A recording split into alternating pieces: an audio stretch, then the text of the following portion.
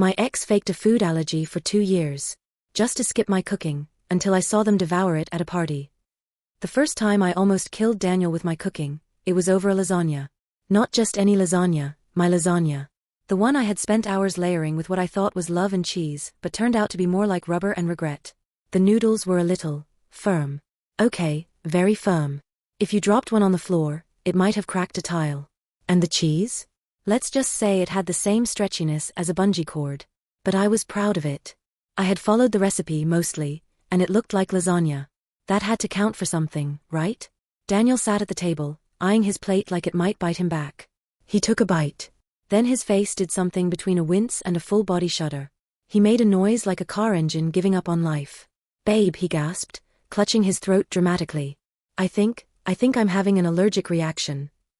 Now looking back, I should have questioned why his allergic reactions only ever happened when he ate my cooking.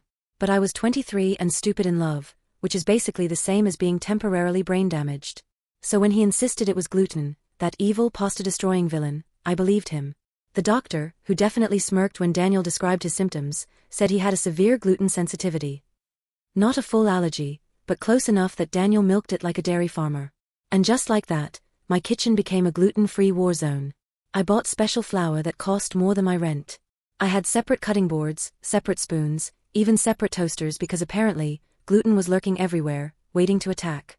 My pantry looked like a sad health food store: almond flour that tasted like chalk, gluten-free pasta that turned to mush if you breathed on it wrong, and something called xanthan gum that sounded like a rejected robot name.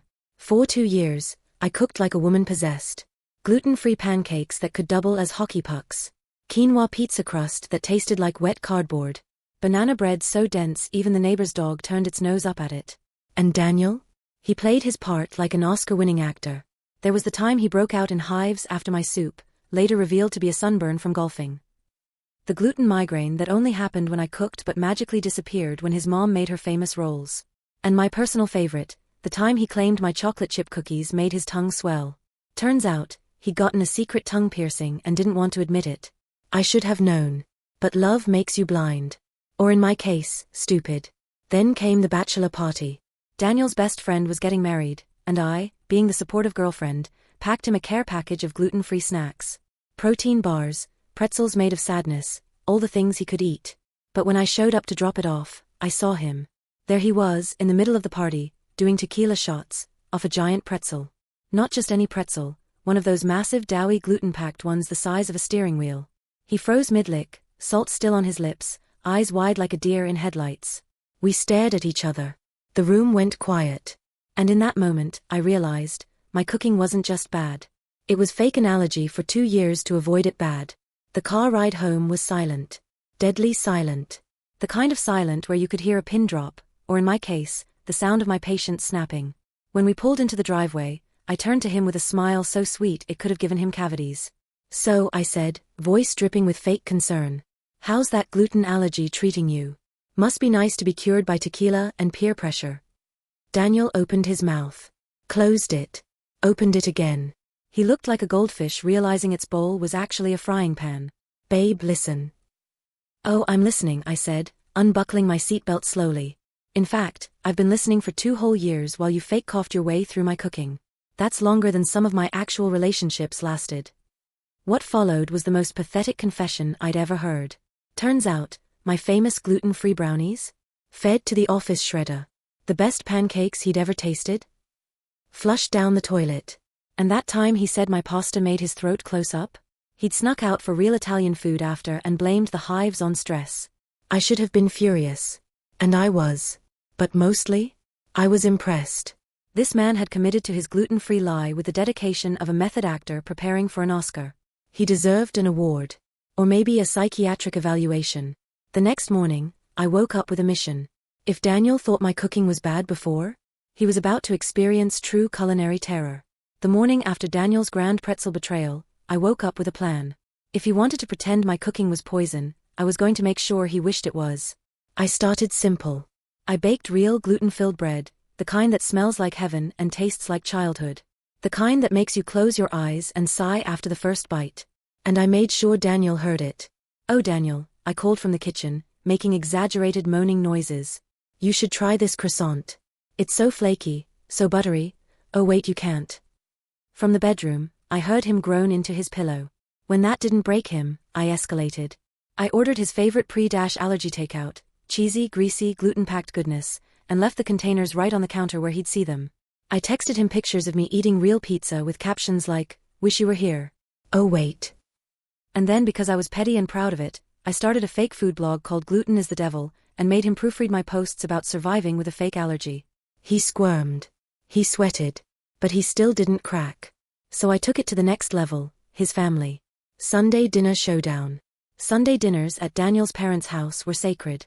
His mom made the kind of food that made you want to hug her and never let go: golden roast chicken, buttery mashed potatoes, and of course, her famous homemade bread. And this time, I was ready. As soon as the bread basket hit the table, I gasped loudly. "Oh no, Daniel can't have any," I announced, eyes wide with fake concern. Remember how gluten makes him break out in, what was it last time? Hives? Swelling? Sudden memory loss about eating entire baguettes in parking lots. His father choked on his wine. His mother froze, spoon hovering over the mashed potatoes. His sister snorted into her napkin. Daniel's face turned the color of tomato sauce. Ah. His dad wiped his mouth, frowning. "Wait, you're still doing that bit? Son, you ate 3 slices of my birthday cake last month." The table erupted. His sister nearly fell out of her chair laughing. "Oh my God, remember when I caught him eating real cookies in the garage?" His grandmother nodded sagely. "I knew it. No one allergic to gluten would voluntarily eat your cooking, sweetheart." She patted my hand. "No offense." "None taken," I said sweetly, watching Daniel sink lower in his seat. The Last Supper. For our final meal together, I decided to go all out. I made real pasta carbonara, creamy, cheesy, and definitely not gluten-free. Garlic bread so buttery it should have been illegal. And for dessert? The same chocolate cake he'd claimed sent him to the ER on our anniversary. He took one bite and his eyes rolled back in his head. "Oh God," he groaned. "I forgot food could actually taste good." I smiled. Imagine that. The moment I walked out of Daniel's apartment, spatula in hand, dignity intact, I knew exactly what I needed to do. I had spent 2 years of my life learning how to cook gluten-free meals for a man who had been lying through his teeth. 2 years of almond flour disasters, quinoa catastrophes, and the great gluten-free gravy incident of 2021, we don't talk about it. And now? Now, the world was going to hear about it. I launched recipes for revenge with 0 subtlety and 100% spite. The first post? How to spot a fake food allergy, and the men who fake them. I didn't name names. I didn't have to. The internet has a way of connecting dots, especially when those dots involve a dramatic pretzel-related betrayal. Within hours, the post went viral. Comments flooded in. "OMG, my ex did the same thing but with lactose intolerance, until I caught him eating a whole cheese pizza." "I once dated a guy who claimed to be vegan, then I found a receipt for a double bacon cheeseburger in his car. This is the best thing I've ever read. Please write a cookbook." And just like that, Recipes for Revenge wasn't just a blog, it was a movement. The cookbook no one saw coming. A publisher slid into my DMs. "We want to turn this into a book," they said. I laughed. Then I realized they were serious. 6 months later, Recipes for Revenge, a guide to surviving bad relationships and worse cooking, hit shelves. The dedication page read, "For Daniel, thanks for the material." The book had everything. A breadwinner, a chapter dedicated to gluten-free lies. Expired ingredients, how to spot when a relationship is past its shelf life. And the proof is in the pretzel, a dramatic retelling of the incident. It sold out in a week. Of course, he couldn't stay away. 3 months after the book launch, my phone buzzed. "Daniel, hey. So, can I get access to your premium content?" I stared at the message. Then I laughed so hard I nearly dropped my wine. I sent him a custom recipe instead. Karma cookies. Ingredients: a 1 cup of audacity, a 2 tablespoons of regret, a pinch of comeuppance. Directions: 1. Preheat your expectations to reality. 2. Mix your lies until thoroughly exposed. 3. Bake at 350 degrees Fahrenheit until fully humbled. He didn't reply. The best part? I started dating an actual chef. Not just any chef, a Michelin-starred chef with an actual medically confirmed shellfish allergy, verified by 3 doctors and his terrified Italian mother. The first time I cooked for him, I warned him, "Just so you know, I'm not great at this." He took one bite of my slightly burnt garlic bread, smiled, and said, "It's endearing." That's when I knew he was a keeper. Meanwhile, Daniel? Last I heard, he was trying to launch his own food blog. Gluten-free and actually sorry. It had 3 followers. A year after Recipes for Revenge exploded, my life looked nothing like it had when I was painstakingly measuring xanthan gum for a man who didn't deserve it.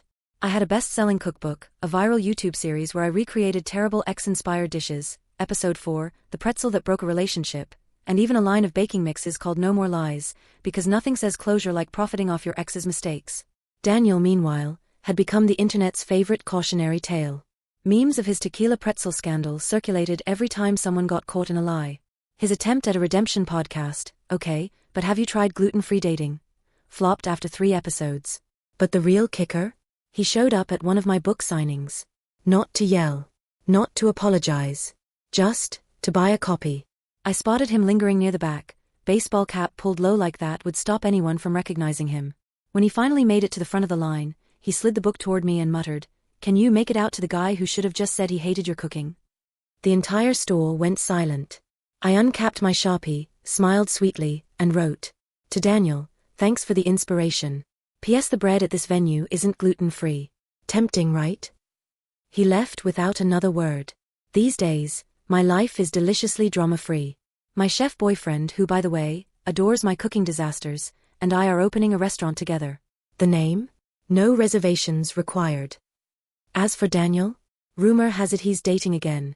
I hope she makes better lasagna than I did. Now it's your turn. If you were in my shoes, what would you have done? Would you have confronted Daniel sooner? Would you have secretly gluten poisoned his food, kidding mostly? Or would you, like me, turn pettiness into a paycheck? Drop your best revenge ideas in the comments, bonus points if they're edible. Want more deliciously petty stories? Subscribe for updates.